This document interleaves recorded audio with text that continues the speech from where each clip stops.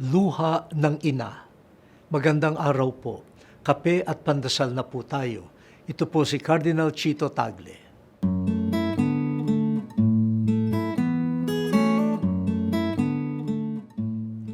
Kapistahan po ngayon ni Santa Monica, ina ni San Agustin.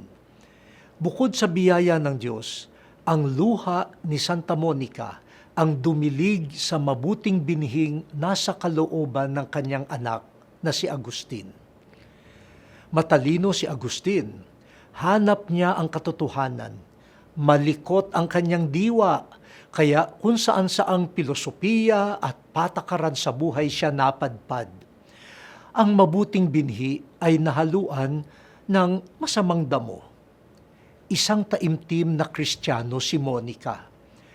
Naniniwala siyang si Jesus ang katotohanan. Ibig niyang kay Jesus humantong ang paghahanap at pagsasapalaran ni Agustin. Buong tiwala siyang nanalangin lumuluha upang ihatid ng Diyos kay Jesus ang nawawala niyang anak. Lumuluha siyang nakiusap at naghintay kay Agustin na kanyang iginalang. Luha ng pagpapaubaya sa Diyos.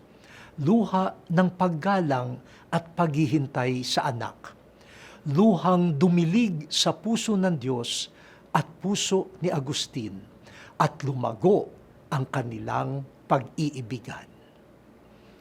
O Diyos, salamat po sa halimbawa ng pagtitiwala at matiyagang paghihintay na ipinamalas ni Santa Monica. Amen.